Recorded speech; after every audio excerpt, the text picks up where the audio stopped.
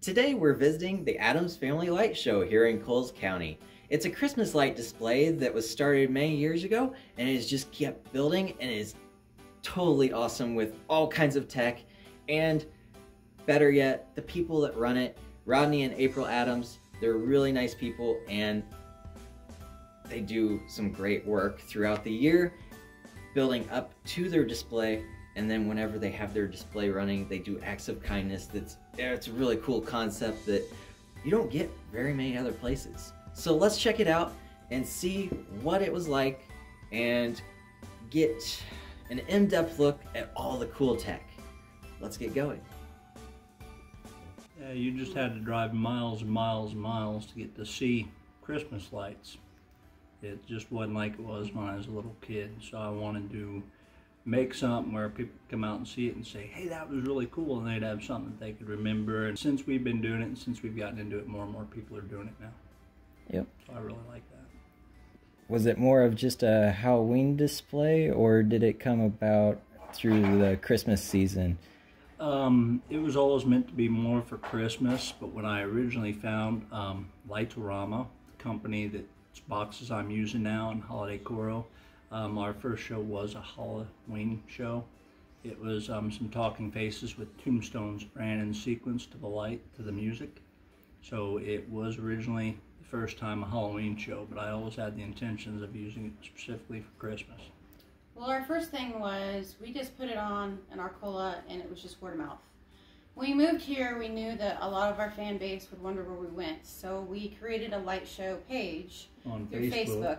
And we let everyone know, hey, we're moving. We put it in the newspaper in Arcola that we were moving and when we were moving to.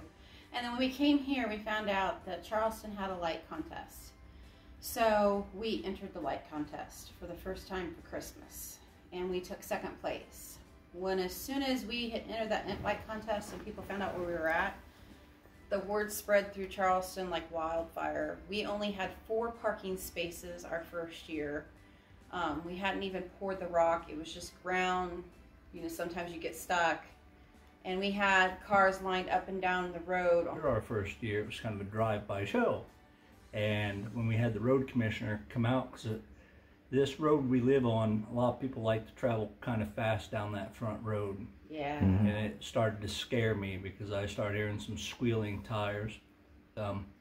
I should do something where they could actually come up and stop and be on the property to where they're not out in the road. This past couple years, we have poured more rock. We've actually took ground away and actually poured a driveway for everyone to park. We put up fencing. We also say, hey, come into the driveway, don't park on the road, because we don't want anyone to get hit. We're doing as best we can to make it easier for everyone to get in and out, be able to see the light show, from shortened song listings for the first couple weeks as we build up to Christmas. So everyone can come see their favorite song. They can go on our Facebook page, find the song they want to see, what week it's on, and come out and see it. Yep. Which, having a drive-by show, you don't have to have as many sets in the playlist, but with having them come in and park, you're having about a lineup of 10 songs or so. For the first 3 weeks, we're doing 12 songs each week, which 5 will repeat each week this year, just to kind of shorten it. So we have around 40 songs. We pulled a whole bunch off this year for me to redo and refix. I have about 60, but when we first started, we didn't have the mega trees and stuff like that. Yeah. And so over the years, since we've gotten the mega trees, we've been having to program and add those to some of the songs we've had. Yeah. Well, that's our whole purpose is to. But just unfortunately, keep every time I improve like that, light-wise with new technology, I have to redo all the shows. Yep. Yeah. Which there's a lot of work that goes in behind the scenes on programming, and it's not just something that you threw together within 2 weeks. We get a lot of that. Is it a plug and play? And it's not. We start the programming for the show, literally like the new boxes I had planned on as soon as I had some time off work for Christmas.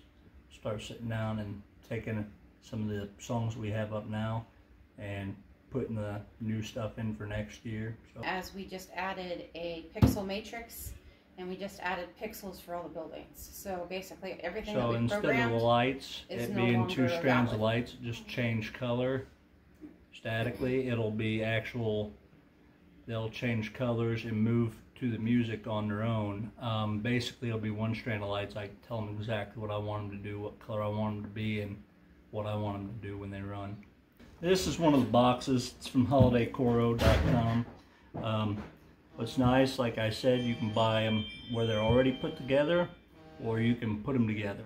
This will be for next year's display. This will be part of the Pixel Matrix, which instead of it being a big upright tree, it'll kind of look like a movie screen out there in the yard. Cool. It plays pictures across it. What's something neat, if my wife said it's not plug and play, that's true, okay, and it takes a lot of work to put everything up. Holiday Coro, Lights-O-Rama, if you're new and beginning in it, yes, you still have to set everything up yourself. They will sell some sequences for you that they have pre-programmed and set up for you. Unfortunately, I found out with that, it all depends on your yard and how big you're wanting to go, because I think they'll stop at 64 channel, and I'm way over 64 channel out there. Okay. This year we have 7 boxes. The Pixel trees that are out there, their boxes are like this one. They say 16 channel, okay, and even like these are 16, but this ain't 16 channel. These run up into the 100 channels because each light, you're addressing it its own identity, so you can tell that's how the pictures are displayed. Tell each light what color to be on the tree. The regular boxes from Lights-O-Rama are 16 channel, so I can tell each channel when to turn on, when to shut off. That's what just make the lights flash, or you can make them flicker. But this is a Pixicon 16. It has literally thousands of channels, and it's set up. It's got 16 outputs that go to the Pixel lights, and then it's got this one that's cool because like Lights-O-Rama boxes takes a lot of voltage, so it's 2 110 plug-ins. This is 110 plug-in, because Pixels and LEDs run with such a low voltage that one plug-in will run everything. The other boxes out there, I have to plug it in to 2 outlets to get them to power, but with the Lights-O-Rama boxes, we've been switching over a lot to Pixels because cost-wise, but I could run the old school. We did our first year, the C9 bulbs you screw in, the old school stuff, incandescent, and they will handle it just fine, which is pretty cool. Inside this box, the Lights-O-Rama run on their own dedicated network, so when you get to that, if you don't have the Lights-O-Rama network, that box won't work. I do know that these new ones have wireless capability, which is kind of cool. So if you have a wireless router, you can hook it in through a wireless router or a wireless network card. What's really cool with these is you set their own IP address, plug it in, and you tell it what to do, and it'll do it. I like the fact they're starting to go wireless with some of these, because like over here at our building, the first year I did it with my Lights-O-Rama boxes, I didn't have wireless capability with those boxes, so I had to run a cable across my driveway. It lasted for that 1 year, and that was it. Next year I buried the cable, and that worked out well for a while until the ground froze and it broke that cable. Then I had to run another one across the driveway, and in that year that cable got destroyed pretty quick because the trash man ran it over, and then I contacted Lights-O-Rama and I got wireless linkers to link all our boxes out there. Do you guys ever have a problem with the animals or anything getting damaged throughout the year? More people. I have a lot of friends that have they tell me the squirrels eat their lights, and I haven't had any issues with animals eating anything yet, knock on wood. The only thing I've noticed is wind and weather and wear and tear. It's probably the biggest thing that tears it up. Yeah. And people. People going We've had past people into the display. walk in, and there's thousands of wires out there in the yard. Yep. Just running extension cords to power everything, and people trip over them, and then it yanks on the boxes and it yanks on stuff, and that's probably one of the biggest ones. How do you know whenever somebody's here, or how do you prevent theft? And then it's probably good to note that if somebody comes and locates one of these boxes and is like, hey, I could just make my own show if I take just this section of thing. Well, it doesn't work that way. No, like I was saying with the Lights-O-Rama boxes out there, those boxes are specific to the Lights-O-Rama network. So basically, yes, a Cat5 plugs into the box, and then it runs back to the house. It links into the house, and then when it goes into the house, there's a special Lights-O-Rama box that Cat5 plugs into before it goes into your USB in your computer. That Lights-O-Rama box tells it a special network in its own special programming for it to run.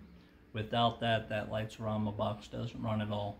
Plus, on a lot of these, like for this box, if this box would wind up in Sullivan, when people would plug it into their network and stuff, it would basically tell me over the internet where my box was at.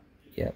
So it makes it to where it pings off their network and then shows you their location or their IP address, and then you can locate your box. Find my box. No matter where they go on this property, we will know that they're there before they know we know they're there. Yep. And I'll know what they look like. People stealing stuff, unfortunately. Like if they're drunk or something, they might just steal it and never have any intentions of using it. They're just being malicious. I understand there's people out there like that. I understand it could happen, and it's unfortunate because anything I do with these boxes or like the donations we get, I put it back into buying stuff like these boxes or lights or to the Acts of Kindness. And it's just unfortunate because I'm just doing it to make people smile and happy. That was my original intention of doing the light show. Now, the concept behind their Acts of Kindness is something I've never heard about a light display doing. So it's pretty cool. Let's check it out. She's got an explanation for it, and it's a really cool concept. We decided with our first year out here, we were going to take the donations that we had and we were going to put them fully back to the Acts of Kindness. So that's what we did last year. All of the donations we received the year before, we fully put back into the Acts of Kindness. So we paid people's layaways off. We bought their food, we bought their gas. I adopted this church over here and we bought them 3 tablets and all the school supplies they needed and food for their school. Dressed up like Santa Claus. Yeah, we dressed up like Santa Claus at Olaf and went and delivered everything to them. And then we also we adopted 3 families. So families, people that we knew that weren't going to have a Christmas last year. We got them food, we got them gift certificates, we got them toys, you know, Christmas presents. We did everything we possibly could just to make some people's days just a little bit better. In fact, just this year, I finally met one of the people that received our Acts of Kindness from the layaways. So, and they broke down crying because they weren't going to be able to pay their layaway off. And that because of us, it was being able to be paid off and they could have Christmas. We want people to be able to just, you know, come out and smile. We know what lights can do. We know how they can change someone's day, week, or even year. So we've had people out here. One of our first years, we had someone out here and they were not doing very good. And they were actually going to go kill themselves. And they stopped and they talked to me and they watched the light show for an hour and a half. And they broke down crying and told me. And because of that, I convinced them to go get help. And they're doing good now. So, you know, that's what a light show can do. So, just come out here and enjoy the show. You know, if you can give, you know, then you know what we do with our money that we get donated to us. And if you can't, come out here and smile and enjoy the show. Crank your radio up and bop to the beat. Which it sounds great through the car audio. Yeah. We did it for people to enjoy it. And yeah, here the last several years we've been playing the music so people can hear it if they want to get out of their vehicle and hear it. And which we don't mind if people get out of their vehicle. We just always ask them not to touch the display, not to go underneath the lights. Please don't go into the display. As a woman and 2 kids found out last year what can happen. She took the whole light show out with one kid going down. But yeah, we encourage you to get out. We have lots of people take photos next to the big deer or the big Santa or Grinchville or even our blow-ups in the back. Privately during the day, I'll walk people up there and I'll actually show them the trees. I'll show them all the wires through the yard, and that always blows people's minds. It takes that many wires. And then I'll show them stuff like pixel strips. Like those trees out there that run, this is actually for the pixel matrix, but this is also basically what one of the pixel strips are for the trees out there. And I've seen, you know, Walmart carries these basically. It's just a strip of lights. They're RGB lights. They're 1128 lights. So the pixels are every like inch and a half. You can make them any color you want to. All right, it's time to go look at the tech and see some of the outdoor stuff and learn more about how to program everything that has to run around here. Must have got some rain last night. Truth be to the matter, these boxes don't necessarily need to be inside of those. They're completely waterproof. But I just like to show them some snow and stuff. Yeah. That's what a standard box looks like, where the other one had all the electronics in it. It's got an LCD readout screen. This one does not. Everything that's controlled by this one's done on the computer itself. It basically has a transformer. These chips tell it when to fire, and then the computer inside tells those chips when to turn on each channel. 16 channels. This tree is extremely heavy, and it was the first one we ever did. This tree's been here for 4 years. The only thing I've had a problem with, I've heard a lot of people on a lot of the light forms say the RGB strips don't last very long. Those have been there 4 years. The only strip I've ever had a problem with is this one, and I have a replacement strip for it inside, but I resoldered the connections on it and it's still working. So what's up, Max? Hey buddy. That's one of our guard dogs. This is what runs it all.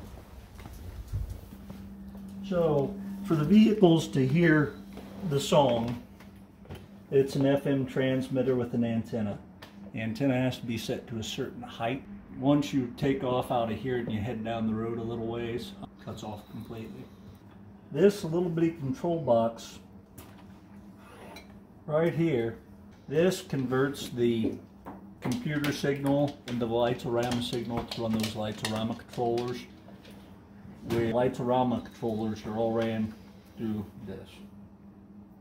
Everything else, like 2020 Light Show intros, the intro you guys got to hear last night where April's talking, All I Really Want for Christmas, the Kool-Aid Man one, April's dad songs on there, Santa Claus Come to Town, Crazy Frog, Dad's Lights, Deck the Halls, Do They Know It's Christmas Time at All, Frosty the Snowman, Grandma got ran over by a reindeer, Grinch, Here Comes Santa Claus. Those are all the programs that we've programmed over the years. Basically, like I was telling you, each one of them boxes out there is a channel. It's 1 through 16. 1 through 9 right here are all the trees in the front yard. So anytime you see one of these, that's when it's telling for the Kool-Aid Man song to turn on. So each tree out there, the lights are actually playing on it right now, but it's just sequence. Every time one of these does something, it's telling that channel to do it. So we look through there, 1 through 9 are that. This one and this one, if I remember correctly, are the actual lights that go to this house. And then once you get to unit 2, that's box number 2, unit 1. So that'd be channel 1, channel 2, all the way through channel 16 on that one. Megatree. Whenever we program the Megatree, we program it into a sequence. Basically kind of like this. We do it with Superstar Sequencer, then I convert it to the Lights-O-Rama sequence editor, and then I create a sequence for it. Well, instead of making it list all the tree out, I can actually say to this sequence, Little John, All I Really Want for Christmas. So it's going to play that sequence right there. Little John, All I Really Want for Christmas. If I cancel out of this, shut this down, open up 16, Little John, All I Really Want for Christmas. This is what the Megatree looks like when it's in programming mode. This one I just opened right here is 1 through 16 of those strips out there. each light on that strip is addressable. So you open it up, scroll down, and there is 50 lights on that strip, and I can tell each light what I want it to do and when I want it to do it. So you're turning on the lights, and then it's almost like an old school flip book, where then you go to the next scene and you have to turn on all those lights and then change a few to make the picture look like it's moving, and you have to keep slowly doing that until you get it to actually move and do what you want on the screen. I could show you guys kind of how to create a sequence really quick, which is kind of cool. So new sequence. Instead of an existing sequence, I want a musical sequence. Let's use, this is all the different music we have listed. Carol the Bells. I'm going to use my box count setup that I already have. It's 81 channels, 5 boxes plus a mega tree. You can pick a half second, a second. It makes the boxes bigger, so it's easier to program. But if you do it all the way down to a 1/10 of a second or like less, you can get more detail and it on better timing. The less and less you do it. If you pick like a full second, it's every second you can tell something to turn on. If you do a 1/10 of a second, it's every 1/10 of a second you can tell the lights to turn on. So I will do that. Everything looks set up. It's going to load it. It's going to read the song, and it's going to set timing marks. So when I go to start sequencing a song for the first time, it's going to look like that. So right now, across all the channels, nothing's on. So I can go here, I can tell it to turn on by just saying on, or I can select here the green box, and that just tells it to turn on. So anytime I click one, it's going to turn on that light at that time. It has on. There's an option here called shimmer, so you can make it do a shimmering effect where the lights are shimmering real fast. You can do twinkle where the lights are like blinking. You can do fade up and fade down. So if I do like a fade up, I go from this, click here, drag it out to like 12. So as you look over to the side where it actually shows the unit number, every time it hits one of these marks, that'll start to light up. If you hit a mark like this one, you can actually see it fade up the light. Now what you can also do, and for that dun, dun, dun, dun, dun, dun, dun, dun, I would probably do like one there, one there. But every time it would hit that dun, dun, dun, dun, dun, dun, dun, dun, I could do like every other one. And go back here. I'd probably put them at 2. So take this one out. And basically it's hours and hours and hours of doing this for each and every channel. There are some neat tools that you can use with this as well. Like if I just want that dun dun dun dun, I can go up here and go to Tools.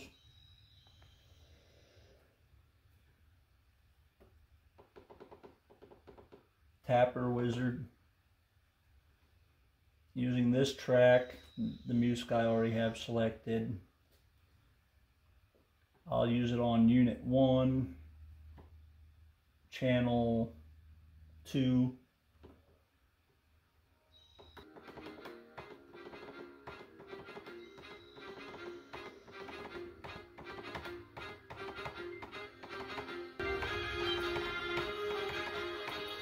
I just try to find the rhythm that it's going to.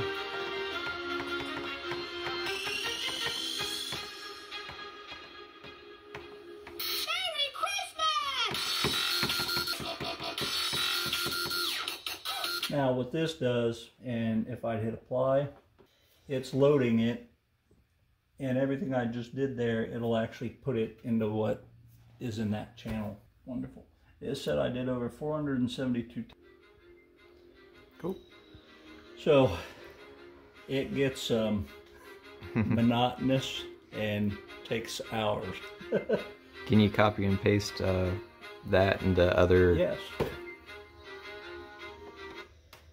Excellent. So like if I take that one and I want to use it again somewhere else, I can hit here, go select row.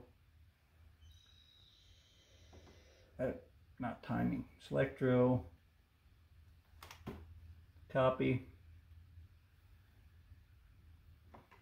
Now I copy it to like row 12. Paste. Now it'll take all that from up there and put it right down there. Cool. So I can do that. The only problem with doing that, like if I'm doing it for these lights, the lights on that building and the lights on the other building, perfect, because I want them to kind of stay in unison with each other. But if I'm doing it for like the trees in front, I can't copy from one tree and do it to the next tree because I want all trees to play at different times. So I have to go in there and find a different part of the beat to put that tree to. That copy feature works great for like lights on the building. If I have the trees on this yard and I want, say, all the little knickknacks that are in this yard to kind of go with the trees, I can copy those trees. I can select multiple rows. Like for now I just got these 2 rows, but I can go select rows on both those rows, copy, then I can go down to this, go select rows, paste.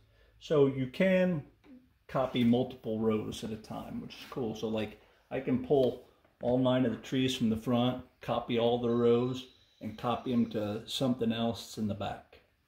Well, that is extremely convenient and it's time saver.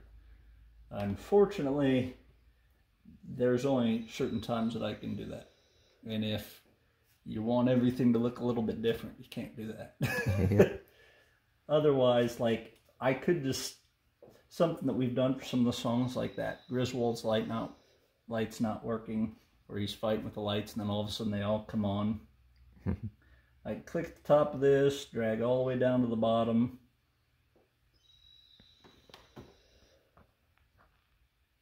Select rows and just turn them all on.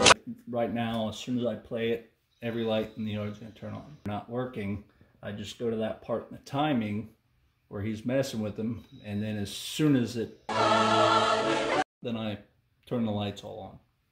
Now April's going to show us how to program the pixel trees. So we did a song for our senior. So you can see with this, if I would go in, you can see the feet and how I have to build it. It's in a layer. So there's the dog, but there's the dog's eyes. There's the boy's pants. There's his shirt. There's his face, and so on. And it goes down more like his hair and how I make him blink. So you can see between that. So it's kind of like Rodney was saying, a flip book. So I do all of this. And then you get into like, when I want to type something, if I want to make it an easy type and not a hard type, like with the Kool-Aid Man, you see him like coming from the side. Yeah. That takes a lot longer than when I want to do, let's say this one, and you'll see it. Yeah, it's dark outside, it's a little bit frightening. Yes, Scooby-Doo, where are you? Yes, Scooby-Doo, where are you? We just got... So this was his song that he picked for his senior song, and then you get to see photos. So for photos, I've never actually been able to do the photos. I always had to send them off to my friend until this year. After Dad passed, we figured out how to do them. So I have to go to what's called import. So let's say we'll import this one. And then I have to turn it.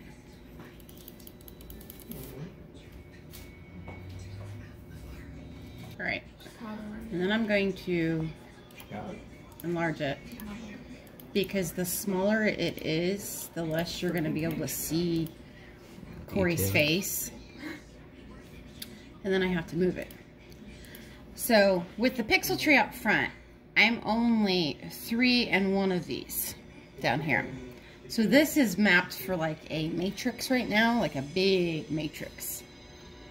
So I have to move it. So I have to move him to where you're going to be able to see him, or you're not going to be able to see him at all. You'll just see the front of the bike when I get done. So you're not going to see the whole front end of the bike. Then I have to hit what's called grid map, and it maps him. So now you can see what Corey's going to look like on the tree over here. Yep. Then I have to come up here and I have to select where I want it to go. And then I have to hit add. And then I have to hit standard grid map because we don't have that big of a tree for you to do it. And then I have to hit add again right there. So then when it plays, we just got a call, there's a mystery to solve. So you actually see him pop in. Yeah, we gotta catch your criminals. Cool. So that's how pretty much you work with that. Now, if I wanted to do anything like the movements and stuff with the pixels, let's open Santa Claus is Coming to Town. This one was a nightmare to program because we are having an error with this. I need a new computer, and it's causing an error, and it's shutting the whole program down when I go to program, especially with pixels. So with this one, you see with him, you see him doing all that. You guys haven't seen this song yet. So here's the keyboards. There's one hand, and there's another hand. So to make it move, I actually make the hands move, and you don't really see it until it all goes together. And it's the same for like when we do morphs on the tree. This is what's considered a morph. So if you go right here, let me scoot over a little bit more. So when I play it, you'll see it. Those are morphs. Now it's a lot different when you program in Superstar Sequence compared to, and I program in both, but right now my X-Lights is not working. We haven't fixed it yet. He hasn't had time. So I haven't programmed anything this year in X-Lights, which I like X-Lights more because you can do a lot more fun things with X-Lights. It has a lot of pre-stuff up here that you can like drop in and do things. But unfortunately with my X-Lights, it's just not working properly for us right now. So everything I have to program is through this, which is it's a lot harder. You don't get as many cool effects as like you do with X-Lights. Like if you see something, if you really get into this, you'll see people that program with LOR, and then you're going to see people that program solely with X-Lights. And there's a lot of people that like X-Lights a lot better. It's a lot easier program to understand and program with. And to do morphs and stuff, I mean, it's as easy as hitting a button, and then I tell it what I want that color to be, when I want it to turn on. It's just it's a lot less programming on my end. And when you're doing a song that's 5 minutes, this took us 3.5 months just to program this 5-minute song. This is a different kind of morph, as you can see. So when you see the presents dropping and everything, so like you're gonna see there's a present and there's a present, and then I'm making it move down. So I'm basically going in there and making it move every few seconds, 1/10 of a second down, so it looks like it's falling for you guys, but it's truly just moving down. And then you can see how hard it is to program like reindeer. I mean, to you right here, that don't look like reindeer, does it? Nope. But when we put it on the big tree, you see reindeer. Yep. So it's how your eye takes it too. A lot of people think we don't program this, so we do. But it's building the snowman or the Santa or whatever the song that we're programming is. So it's a lot of hours of just trying to figure out how to make it look like Santa Claus or the Grinch or, you know. Or a reindeer, and then you got to play it on and the we're tree also and be like, preparing, does it look like a reindeer? like I can go, let me open up. So this is just the little football players going across. See, with the football team, I did it in half of X-Lights and then half LOR, because to build the little people, I have to have them in, I have to build them in the LOR. But if I go, so you get to see the people's names. Anyway, we put video on it last year. I can't find it. But we put video. We actually put video from the football players, it was Dominic Stice that went on there, and you could actually see Dominic Stice and hear him, and it was actual video of him. I'm starting to learn how to do that. That's our ultimate goal is with the Pixel Matrix we just ordered, is between every 2 songs, we want to stop the programming of the songs and have someone like in the military that's away that's going to send a message home and have that pop up, you know, just for 30, 60 seconds before the next song. That's our ultimate goal, is to have soldiers be able to send messages at home. But yeah, and I learned how to do it. It's not easy, and I have to do it in X-Lights to do it. So that's pretty much all there is for programming the tree. Well, that's about all we have time to show you today. It was a great look at the behind the scenes at the Addams Family Light Show. I just want to thank the Addams family, Rodney and April, for having me out to see their display, and it was really cool just getting an in-depth look at all the tech behind what it takes to put on the show. As always, the links will be in the description to help donate to their causes and acts of kindness. You can check out where they're located, and any other information is down in the description below. Thanks for watching, and have a wonderful day. That's why I got into it. That's why I started. The acts of kindness were nice. Putting money back into the show from donations and stuff is nice.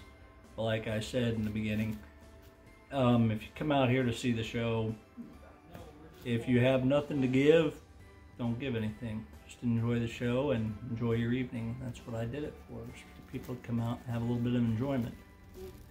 If you like this tour and behind the scenes, make sure you check out our other videos or my vlog that's daily with all new content. Thanks for watching. Like and subscribe.